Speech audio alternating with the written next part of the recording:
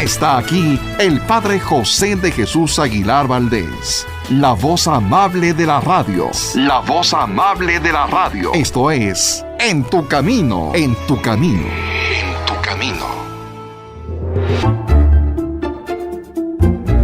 Cuentos. Esas narraciones que nos gustaban tanto desde niños, que leíamos en un libro o que escuchábamos en la voz de alguien más. ¿Sí?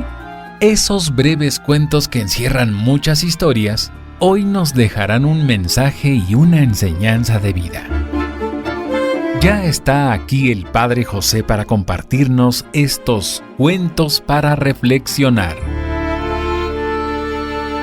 Pongamos atención.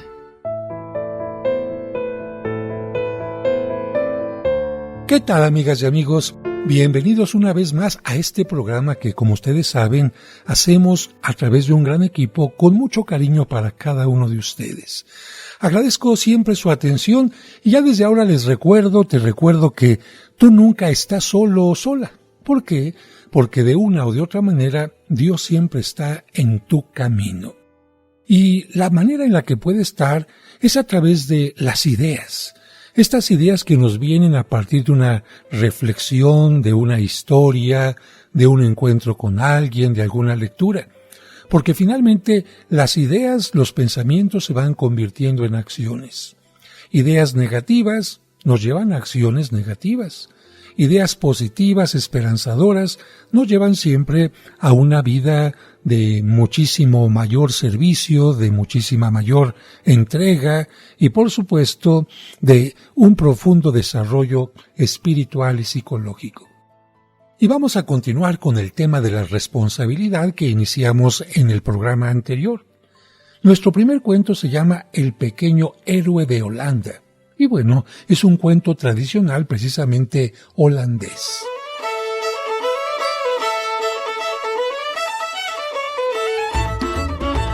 Holanda es un país cuyas tierras se encuentran bajo el nivel del mar. Unas gruesas paredes llamadas diques impiden que las aguas del Mar del Norte penetren tierra adentro y lo inunden todo. Durante siglos, los holandeses han trabajado duro para mantener la seguridad de los muros y así conservar su país seco y a salvo. Hasta los niños más pequeños saben que los diques deben estar vigilados permanentemente porque un agujero del tamaño de un dedo puede ser muy peligroso. Hace muchos años vivía en Holanda un muchacho llamado Peter. Su padre era uno de esos trabajadores que controlan las esclusas, es decir, las compuertas de los diques. Una tarde de principios de otoño, cuando Peter tenía 8 años, su madre le llamó mientras jugaba. «Ven, Peter», le dijo, «cruza el dique y lleva estos pasteles a tu amigo. Si te apresuras y no te entretienes jugando, estarás de vuelta antes de que oscurezca». Al chico le alegró mucho ese recado y partió con el corazón alegre. Se quedó un rato con su amigo, pero de repente recordó que su madre deseaba que volviera antes del anochecer. Se despidió y emprendió el regreso. Caminando por el borde del canal, observó que la lluvia había hecho subir el nivel de las aguas que golpeaban un lado del dique. También se dio cuenta de que el sol ya se ponía y que la oscuridad iba creciendo. «Mamá me estará esperando», pensó, y decidió correr hacia su casa. Justo entonces oyó un ruido. Era el sonido de una fuga de agua. Se detuvo y miró hacia abajo. Había un pequeño agujero en el dique por el que fluía el agua. A todo niño holandés le asusta pensar que se abra una grieta en el dique. Peter enseguida se dio cuenta del peligro. Si el agua sale por un diminuto agujero, este se irá ensanchando y todo el país se inundaría. Entonces tomó una gran decisión. Corrió hasta la base del dique e introdujo un dedo en el pequeño agujero. El agua cesó de fluir. «Oh», se dijo, «las aguas furiosas no pueden pasar, puedo contenerlas con mi dedo. Holanda no se inundará mientras yo esté aquí». Al principio todo iba bien, pero El frío y la oscuridad no tardaron en aparecer. El muchacho no cesaba de gritar: «¡Vengan! ¡Vengan aquí!», pero nadie le oía ni acudía a ayudarle. El frío se hizo más intenso. El brazo le dolía y lo sentía rígido y entumecido. Volvió a gritar: «¿Es que no va a venir nadie?». Su madre le había estado buscando ansiosamente por el camino del dique desde la puesta del sol, y finalmente había cerrado la puerta de la granja pensando que Peter se había quedado a pasar la noche con su amigo. Al día siguiente le daría una buena reprimenda por no haberle pedido permiso para dormir fuera de casa. Peter trató de silbar, pero su boca no dejaba de temblar por el frío. Pensó en su hermano y en su hermana, que estarían bien calientitos en la cama, y en sus queridos papá y mamá. «No puedo dejar que se ahoguen», pensaba. «Debo permanecer aquí hasta que venga alguien, aunque tenga que quedarme toda la noche». La luna y las estrellas contemplaban al niño acurrucado sobre una roca al lado del dique. Tenía la cabeza inclinada y los ojos cerrados, pero no dormía, ya que de vez en cuando se frotaba la mano que detenía al mar embravecido. «Debo permanecer aquí pase lo que pase», pensaba, y allí se quedó toda la noche para que no entrara el agua. Por la mañana, temprano, un hombre que se dirigía a su trabajo pasó cerca del dique y oyó un gemido. Se inclinó sobre el borde y vio a un niño arrimado a un lado del gran muro. «¿Qué ocurre?», gritó. «¿Te has hecho daño?». «Estoy frenando el agua», gritó Peter. «Avise que vengan todos rápidamente». La alarma se extendió. La gente vino corriendo con palas y el agujero no tardó en ser reparado. Llevaron a Peter a casa de sus padres y pronto todo el pueblo se enteró de cómo aquella noche les había salvado la vida. Desde aquel día nunca han olvidado al pequeño héroe de Holanda. Reflexión. En realidad, no existe un héroe pequeño. Todas las personas con sus actos de heroísmo, aparentemente pequeños, están salvando al mundo. Una historia muy interesante que nos habla de cómo un pequeñito salvó a toda una población de una inundación. Pero yo quisiera comentarte que no existen únicamente inundaciones de agua, sino, hablando metafóricamente, existen inundaciones de hambre, de desconfianza, de tristeza, de miedo, de pobreza. Y así como lo hizo este pequeñito con un simple dedo, también hay personas que simplemente ofreciendo un paquetito de arroz a una persona que no tiene alimento, ofreciendo un poco de escucha a aquella persona a la que nadie atiende, poniéndole un poco de atención a aquella persona a la que nadie valora, pueden estar transformando el mundo. Porque en una ocasión, una persona que lamentablemente había intentado suicidarse me comentó que lo había hecho porque se sentía totalmente sola, que había pedido ayuda, que había pedido que alguien le escuchara, y lamentablemente todo mundo se decía estar muy ocupados. Afortunadamente no pudo obtener lo que ella quería y se arrepintió. Yo lo que le decía es que nunca te canses de buscar ayuda. Si en una parte te cierran la puerta, busca otra puerta. Acuérdate lo que dijo Cristo: al que toca, se le abre. Pero no nos dijo que al que toca en la primera puerta. Si hubiera dicho eso, entonces, bueno, solamente haríamos un esfuerzo. Él dijo al que toca. ¿Cuántas puertas tenemos que tocar a lo largo de la vida para que se abra una? Bueno, cada situación es totalmente distinta, pero lo importante es tocar.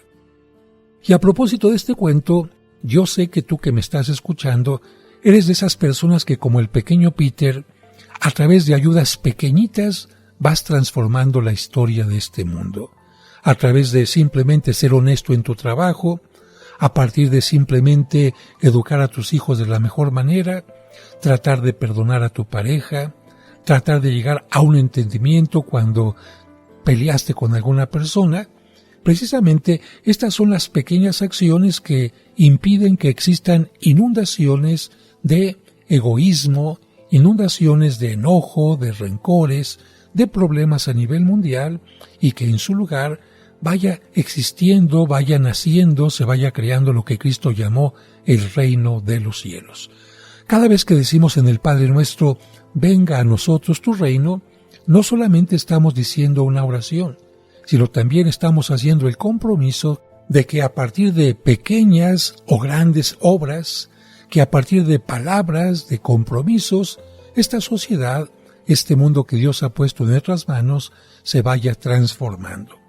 Vamos a ir a un breve corte y al regreso continuaremos con el último cuento que tiene que ver con la responsabilidad. Un cuento que nos habla de dos personas que trabajaban juntas. ¿Qué es lo que sucedió con ellas? Bueno, al regreso del corte te lo contaré. No le cambies. No le cambies. El Padre José tiene otro cuento para ti al regreso de los comerciales.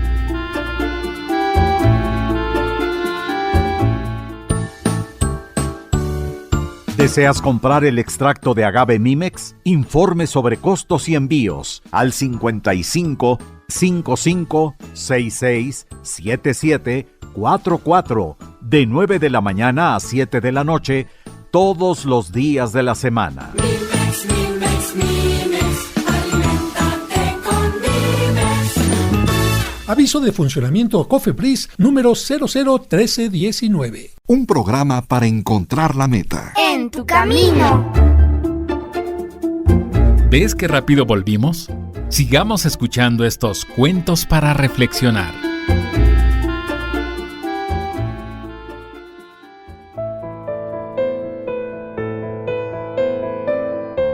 Muchas gracias por continuar con nosotros, y ahora les voy a contar no un cuento, sino una carta de un personaje muy conocido en México que ya falleció, Juan José Arreola. ¿Y saben de qué se trata? De una carta a un zapatero que compuso mal unos zapatos. Y el tema evidentemente tiene que ver con la responsabilidad. Este hombre escribía maravillosamente y tenía también una sección en la televisión, pero vamos a escuchar cómo le escribió a su zapatero. Estimable señor, como he pagado a usted tranquilamente el dinero que me cobró por reparar mis zapatos, le va a extrañar sin duda la carta que me veo precisado a dirigirle. En un principio, no me di cuenta del desastre ocurrido. Recibí mis zapatos muy contento, augurándoles una larga vida, satisfecho por la economía que acababa de realizar. Por unos cuantos pesos, un nuevo par de calzado. Estas fueron precisamente sus palabras y puedo repetirlas. Pero mi entusiasmo se acabó muy pronto. Llegado a casa, examiné detenidamente mis zapatos. Los encontré un poco deformes, un tanto duros y resecos. No quise conceder mayor importancia a esa metamorfosis. Soy razonable. Unos zapatos remontados tienen algo extraño. Ofrecen una nueva fisonomía casi siempre deprimente. Aquí es preciso recordar que mis zapatos no se hallaban completamente arruinados. Usted mismo les dedicó frases elogiosas por la calidad de los materiales y por su perfecta hechura. Hasta puso muy alto su marca de fábrica. Me prometió, en suma, un calzado flamante. Pues bien, no pude esperar el día siguiente y me descalcé para comprobar sus promesas. Y aquí estoy, con los pies doloridos, dirigiendo a usted una carta en lugar de transferirle las palabras violentas que suscitaron mis esfuerzos infructuosos. Mis pies no pudieron entrar en los zapatos. Como los de todas las personas, mis pies están hechos de una materia blanda y sensible. Me encontré ante unos zapatos de hierro. No sé cómo ni con qué artes se las arregló usted para dejar mis zapatos inservibles. Allí están, en un rincón, guiñándome burlonamente con sus puntas torcidas. Cuando todos los esfuerzos fallaron, Me puse a considerar cuidadosamente el trabajo que usted había realizado. Debo advertir a usted que carezco de toda instrucción en materia de calzado. Lo único que sé es que hay zapatos que me han hecho sufrir y otros, en cambio, que recuerdo con ternura. Así de suaves y flexibles eran. Los que le di a componer eran unos zapatos admirables que me habían servido fielmente durante muchos meses. Mis pies se hallaban en ellos como pez en el agua. Más que zapatos, parecían ser parte de mi propio cuerpo, una especie de envoltura protectora que daba a mi paso firmeza y seguridad. Su piel era en realidad una piel mía, saludable y resistente, solo que daban ya muestras de fatiga. Las suelas, sobre todo, unos amplios y profundos adelgazamientos en la suela, me hicieron ver que los zapatos se iban haciendo extraños a mi persona, que se acababan. Cuando se los llevé a usted, iban ya a dejar ver los calcetines. También habría que decir algo de los tacones. Piso defectuosamente, y los tacones mostraban huellas demasiado claras de este antiguo vicio que no he podido corregir. Quise, con espíritu ambicioso, prolongar la vida de mis zapatos. Esta ambición no me parece censurable. Al contrario, es señal de modestia y entraña una cierta humildad. En vez de tirar mis zapatos, estuve dispuesto a usarlos durante una segunda época menos brillante y lujosa que la primera. Además, esta costumbre que tenemos las personas modestas de renovar el calzado es, si no me equivoco, el modus vivendi de las personas como usted.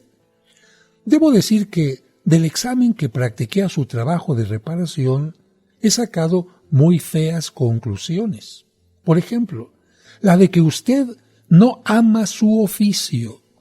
Si usted, dejando aparte todo resentimiento, viene a mi casa y se pone a contemplar mis zapatos, ha de darme toda la razón. Mire usted qué costuras. Ni un ciego podía haberlas hecho tan mal.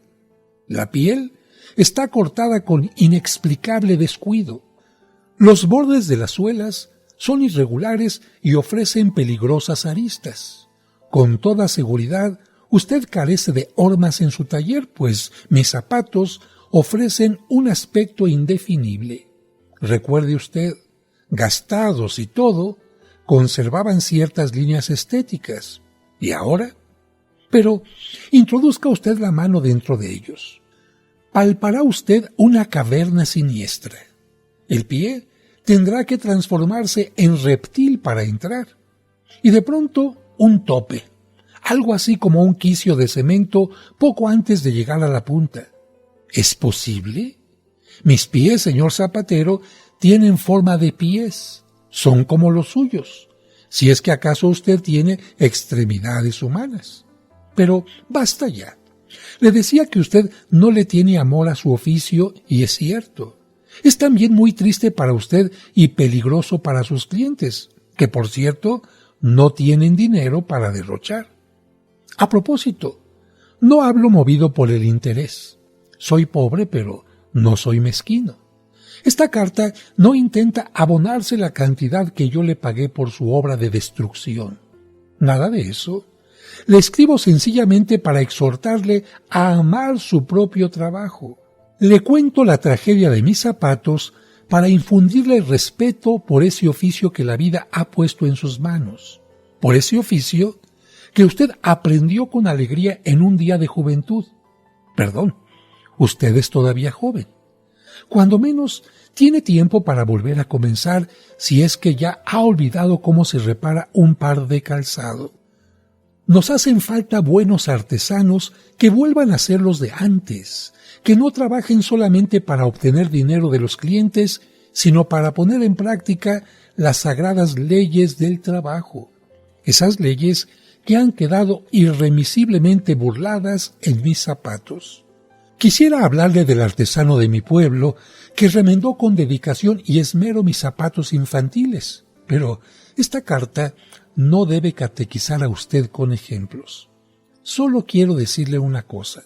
Si usted, En vez de irritarse, siente que algo nace en su corazón y llega como un reproche hasta sus manos, venga a mi casa y recoja mis zapatos.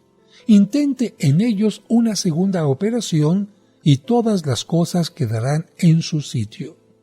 Yo le prometo que si mis pies logran entrar en los zapatos, le escribiré una hermosa carta de gratitud, presentándolo en ella como hombre cumplido y modelo de artesano.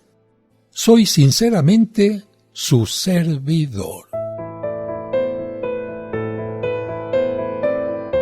Ah, caray, pues es una carta bastante interesante y claramente surgida de Juan José Arreola. Pero yo me pregunto, ¿cuántas cartas tendríamos que mandar a muchas personas que se dedican a distintos oficios? Querida tortillera, ¿por qué las tortillas están tan duras y se resecan tan pronto? Querido tintorero, ¿por qué si yo le pagué una cantidad razonable, me entrega una prenda despintada o con una mancha? Querido carpintero, ya han pasado 3 y hasta 4 semanas de la fecha en que usted me dijo que entregaría mi mueble. Y así, podíamos nosotros escribir una gran cantidad de cartas. ¿Por qué razón? Porque lamentablemente hay muchas personas que tienen un oficio, pero no son responsables en lo que hacen. Y como decía este personaje, quizás sea porque no aman su trabajo, porque no se dan cuenta que su trabajo no es solamente el medio para obtener recursos, sino también para desarrollarse, para ser felices y sobre todo para ofrecer un servicio. Qué pena que existan personas únicamente que trabajan por trabajar, no por gusto, no por servicio. En ese caso, ninguna de ellas hará lo mejor que está de su parte y, por supuesto, convierte su trabajo en una rutina que incluso se hace pesada, cansada.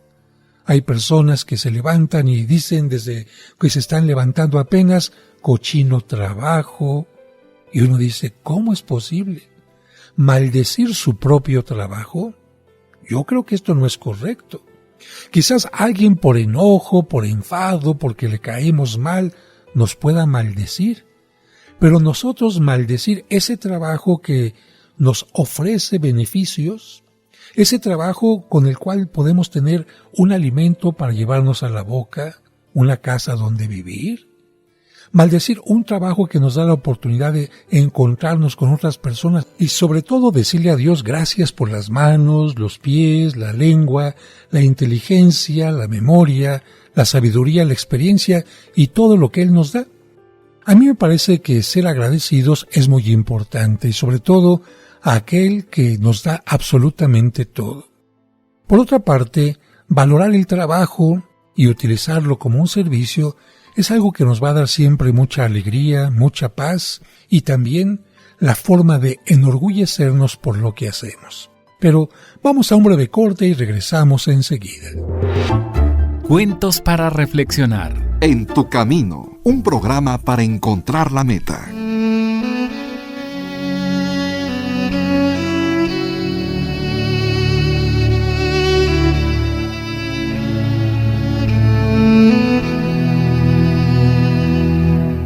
Señor, en este momento hay alguien que llenó de rencor su corazón.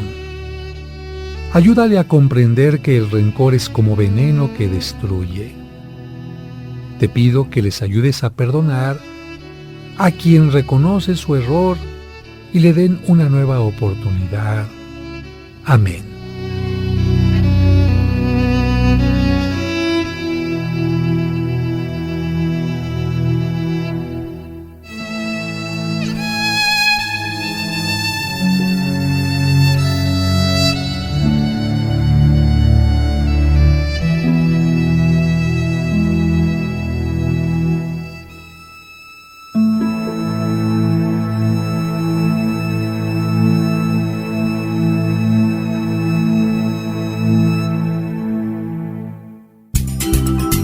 En tu camino, con el Padre José de Jesús Aguilar Valdés, la voz amable de la radio. Sigue disfrutando nuestra serie, Cuentos para reflexionar. Ella es la mujer más importante de nuestra fe católica. Ella es la Virgen María. Es la mujer, María siempre virgen. Pero para que conozcas más sobre su vida y sus advocaciones, Cantemos al Señor. te esperamos el próximo sábado a las 2 de la tarde para que disfrutes el Sábado Mariano aquí en Tu Camino.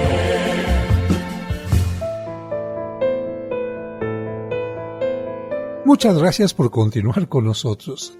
Les había dicho que escuchamos ya el último cuento de responsabilidad, pero no, encontré algunos más y se los comparto con mucho gusto. Este se llama El acróbata y el aprendiz. Un acróbata invitó como ayudante a un muchacho sin experiencia. Ambos viajaban de pueblo en pueblo exhibiendo su número circense, que consistía en que el hombre colocaba una larga pértiga sobre sus hombros, mientras que el chico trepaba al extremo opuesto de la misma.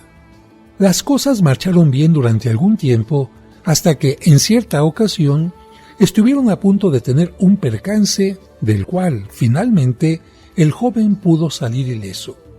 Al día siguiente, el hombre instruyó al muchacho: para que no volvamos a tener un accidente en lo sucesivo, cuando hagamos el número, tú deberás de estar muy atento a mí y yo muy atento a ti. Pero el muchacho aprendiz, inquieto y de mente ágil por naturaleza, objetó tal indicación, porque le parecía que lo que estaba sugiriendo el maestro acróbata no era una medida adecuada de protección mutua. No, maestro, eso no funcionaría. Cuando hagamos el acto y la demostración, lo primero que hay que hacer es que yo deberé estar muy atento a mí y usted muy atento a usted. Así le aseguro que nunca volveremos a tener un accidente. El acróbata, sorprendido por la lucidez del aprendiz, le respondió así: ¿sabes?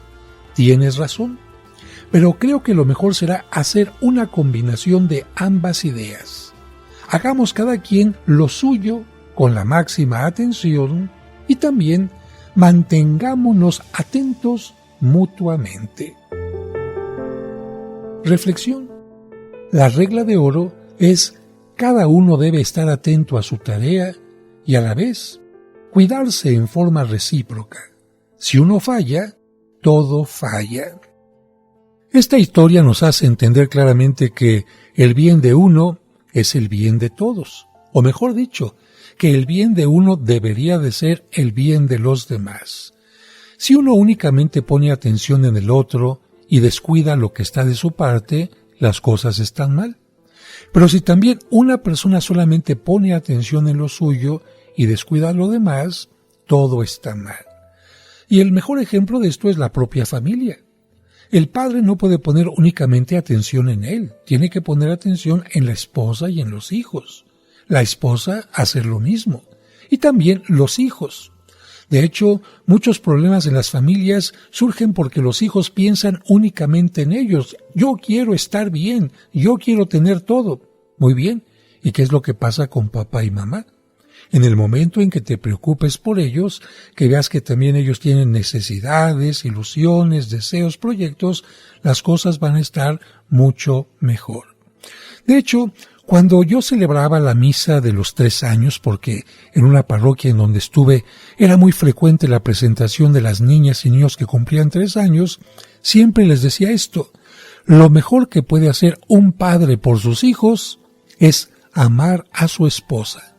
Y lo mejor que puede hacer una esposa, una madre por sus hijos, es amar a su esposo.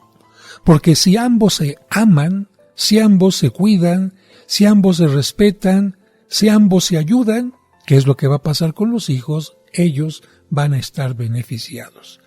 Vamos a nuestra siguiente historia: el gallito desorientado. Un día, por accidente, cayó un huevo de la canasta de una aldeana que regresaba del gallinero. Este rodó hasta parar junto a un árbol grande y alto. Ya por la tarde, un buen aldeano que regresaba de trabajar, al ver el huevo en el piso, al pie del árbol, se conmovió y creyendo que había caído de un nido, miró hacia arriba y descubrió que en la punta del árbol había un nidito. Tomó el huevo con mucha delicadeza y subió por las ramas hasta lograr colocarlo a tientas en el nido. Como apenas alcanzaba, no pudo ver los otros huevos del nido. ¡Oh, sorpresa para la pájara y el pájaro carpintero, que al regresar a casa se encontraron con un huevo extraño! ¿Y esto qué significa?, preguntó desconcertado el pájaro. ¿Acaso me está siendo infiel? No digas eso, quizá algún zancudo le picó. Pues, ¿qué zancudo sería? Mira cómo lo dejó. Es un huevo enorme. Al final, decidieron cuidarlo e incubarlo. Pasó el tiempo y los pajaritos carpintero nacieron junto con su hermano, que resultó ser un gallito. Este creció y se desarrolló como un pájaro carpintero, pero la frustración no tardó en llegarle al ver que era muy torpe para la carpintería, a pesar del gran cincel que tenía por pico. Todos sus esfuerzos por ser el mejor resultaron en vano. Por más que se esforzaba, no conseguía mejores resultados. Sus hermanos se burlaban y le cantaban: «¡Eres una gallina! ¡Cuácuara, cuácuara, cuácuara, cuá!». Después de estar mucho tiempo con crisis de identidad, salió en busca del sabio búho del bosque, quien después de escuchar su historia le preguntó: ¿alguna vez has reflexionado para qué eres realmente bueno y útil? No, respondió el gallito. Pues ve, reflexiona y vuelve. El gallito se internó en el bosque para reflexionar y después de un mes regresó. ¿Y bien? ¿Qué has encontrado?, preguntó el búho. Descubrí que solamente sirvo para cantar, o mejor dicho, para gritar de manera estruendosa y desafinada, como si trajera un gallo en la garganta. ¿Solamente?, interrumpió con voz fuerte el búho. ¿Se te hace poco como para decir solamente? ¿Qué no te das cuenta que gracias a tu único, auténtico e irreemplazable canto los hombres despiertan? Los animales reciben la señal de un día nuevo, y los animales de noche, como las luciérnagas y los grillos, saben que es hora de irse a dormir. ¿Te das cuenta qué tan importante es que en la vida hagas lo que a ti te toca hacer? Solo hazlo bien, perfectamente bien. Y fue así que, con estas palabras, el gallito se dedicó a cantar y fue un gallito exitoso y feliz.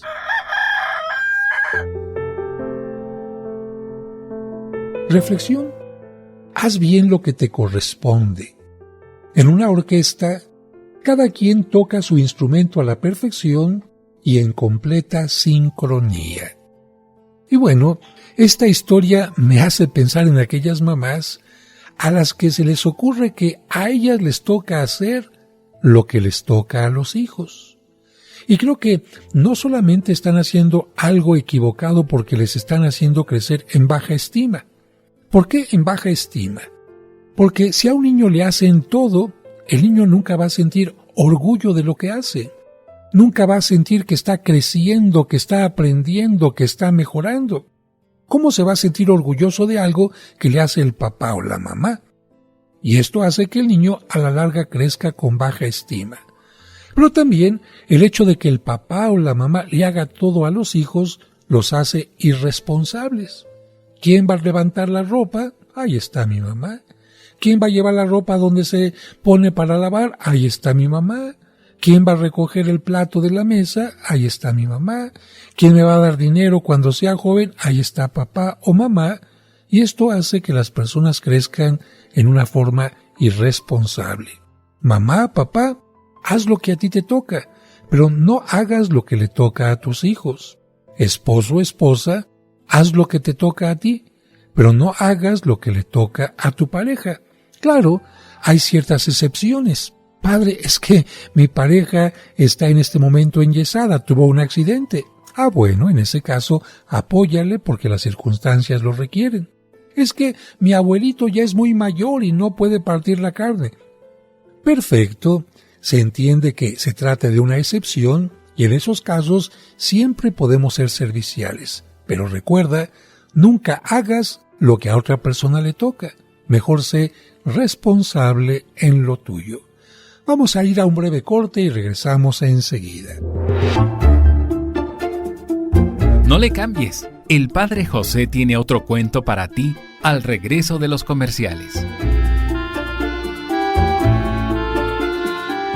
En tu camino, un programa para encontrar la meta. Bendito sea Señor. Anota a tus difuntos para pedir por ellos en las misas gregorianas del mes de diciembre. Las misas gregorianas del mes de diciembre se aplicarán por el eterno descanso y el perdón de los pecados de las siguientes personas: Angelina Alvarado García, Conchita García Vadillo, Cruz Morales Benavides. Recuerda que las misas gregorianas son aquellas que se ofrecen diariamente durante todo un mes por nuestros difuntos, mismas que no se pueden celebrar en todas las parroquias, pero en la parroquia de San Cosme y San Damián sí. Y codo a codo junto a ti. Para mayores informes de cómo anotar a tus difuntos, llama o escribe vía WhatsApp al 55 55 66 7744. Recuerda anotar a tus difuntos a más tardar 2 días antes de que termine el mes de noviembre.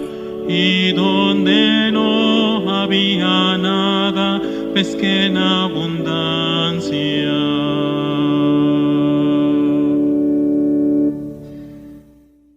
En tu camino. Muchas gracias por continuar con nosotros. Seguimos con el tema de la responsabilidad. Ser responsables es importante, pero también es importante saber por qué somos responsables, para qué hacemos las cosas. Y la siguiente historia se llama El cielo es el límite. Cierto día, un filósofo en busca de respuestas se acercó a un pescador que se encontraba en su labor y entabló el siguiente diálogo con él. «Dime, ¿para qué pescas?» «Vaya una pregunta. Para agarrar peces». «¿Para qué?» «Para venderlos». «¿Para qué?» «Para vivir». «¿Y para qué vivir?» «Para pescar». Poco conforme con esa respuesta, se alejó y viendo a un labrador le preguntó: «¿Para qué trabajas la tierra?» «Para sembrar». «¿Para qué?» «Para poder comer». «¿Para qué comer?» El labrador le miró con desdén y sin responder continuó su trabajo. Más tarde, vio a un jardinero que regaba en su jardín y acercándose le preguntó: «Dime, ¿para qué riegas tu jardín?» «Ah, porque así alimento a las plantas». «¿Por qué?» «Porque quiero que den flores». «¿Por qué?» «Porque mi trabajo es hacer que florezca este bello y maravilloso jardín». «¿Para quién trabajas?» «Para mí mismo». «¿Acaso no tienes obligaciones o compromisos?» «Sí, pero mi mayor compromiso es conmigo». «¿Por qué?» «Porque he aprendido a hacer las cosas bien por voluntad propia. Además, quiero trascender». «¿Por qué?» «Porque al igual que las plantas, quiero llegar al cielo. Las raíces bajan y la planta sube y nadie sabe por qué, pero el cielo es el límite». Ante esta respuesta, el filósofo ya no preguntó más y exclamó para sí mismo: «Por fin he encontrado a alguien que sabe por qué hace las cosas». Reflexión. Trabajar por dinero es demasiado simple. Debe haber algo mucho más, pero mucho más noble e importante para poder trascender. Esta historia me hace pensar que todos los días cuando suena el despertador, muchas personas se preparan para irse al trabajo. Algunos, como lo hemos escuchado, quizás como pescadores, como leñadores, como agricultores, como obreros, como médicos, etc. Pero la gran diferencia en este cuento está en que algunos únicamente trabajaban para alimentarse, para obtener algún recurso. Esa era la única finalidad. No está mal alimentarse. No está mal tener una casa, tener dinero para vestirse, para viajar, etc. Pero, ¿cuál es lo esencial en nuestra vida? Creo que si vivimos únicamente para trabajar, en el momento en que se acaba el trabajo o se acaban los beneficios económicos, se acabó la razón de nuestra existencia.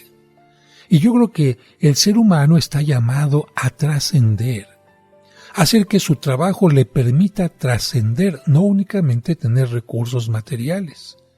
Y este trascender tiene mucho que ver con lo que dice este cuento, alcanzar el cielo. ¿Cómo se alcanza el cielo? ¿Estirándose nada más? No. En el aspecto espiritual, alcanzar el cielo significa vivir profundamente todos los valores. Y uno de los valores más importantes, de hecho yo creo que es el que engloba todos los demás valores, es el amor. El amar lo que se hace ciertamente, la vocación, el servicio, la familia, amarse a uno mismo, amar al prójimo, amar la naturaleza, todo esto puede hacer que el ser humano trascienda. ¿Cómo te gustaría que dijera en tu epitafio?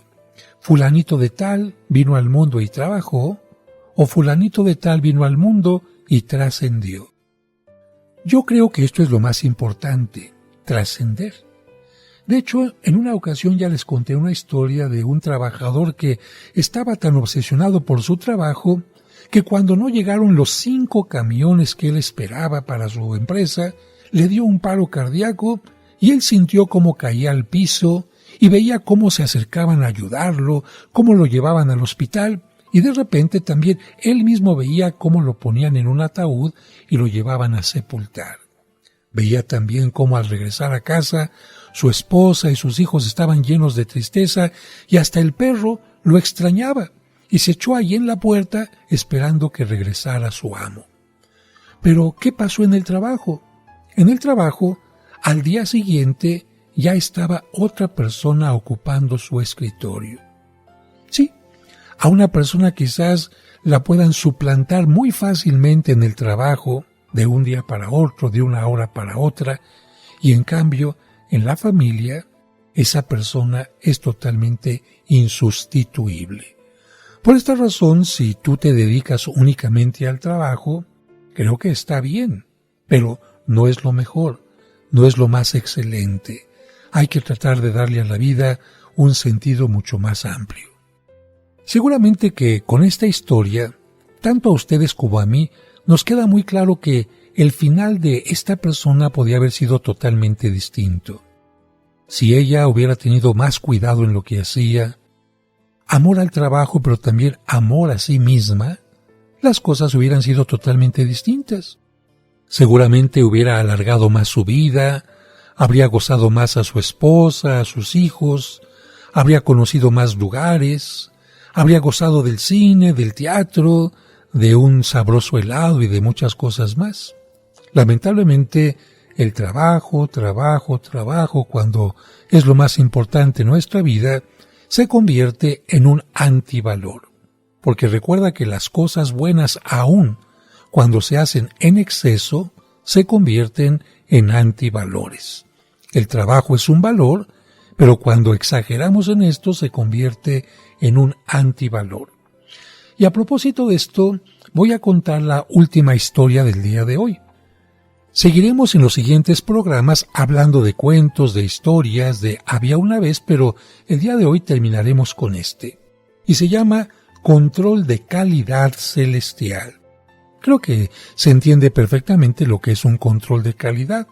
En una empresa, en una fábrica, generalmente hay una persona que está cuidando que la prenda que está saliendo de ahí salga perfectamente bien hecha, perfectamente bien envasada, sin ningún defecto. Eso es el control de calidad y actualmente todas las empresas lo tienen porque cuando un cliente tiene una mala experiencia con algo que adquirió, no vuelve a confiar en esa fábrica, en esa empresa, en ese centro comercial. Todos tenemos derecho a tener un alimento, una prenda, una herramienta de calidad. Control de calidad celestial. Al principio no había nada, nada de nada. De esta nada, Dios creó el cielo y la tierra, el sol y las estrellas, la luz y el aire, el agua y la lluvia, las plantas y los animales. Y por fin, en el sexto día, tal como se lee en el libro del Génesis, dijo Dios: hagamos al hombre a imagen y semejanza nuestra, para que domine a los peces del mar y a las aves del cielo, y a los ganados, y a todas las bestias de la tierra, y a todo reptil que se desliza sobre ella. Así, creó Dios al hombre a imagen suya, les creó varón y hembra, y les echó su bendición. Luego, Dios miró y remiró cuanto había hecho, y se quedó embelesado y convencido de que todo era hermoso y estaba muy bien hecho. Y hubo tarde y hubo mañana, y se formó el día sexto. Así, Dios había aprobado con calificación de sobresaliente el primer control de calidad de la historia. Ahora, a nosotros, hombres y mujeres, nos corresponde seguir escribiendo esta historia de calidad. Reflexión. Existen controles que verifican la calidad de los productos, pero ¿quién controla la calidad de las personas? ¿Cómo puedes ser persona de calidad? ¿Tus acciones hablan por ti? Si tus ideas y pensamientos son de calidad, tus acciones serán de calidad. Bueno, yo creo que es un tema muy interesante el de responsabilidad, y tiene también que ver con el descanso, porque Dios, después de que había creado todo, se dedicó a gozar, a maravillarse de lo que había hecho. Así que no trabajes únicamente, también aprende a gozar lo que haces. Y si algo estuvo mal hecho, dale un control de calidad para que al día siguiente las cosas estén mejor. Y con esta reflexión me despido de ustedes diciendo: colorín colorado, este programa se ha acabado. Pero recuerden, tenemos una cita en el siguiente programa. Que Dios les bendiga.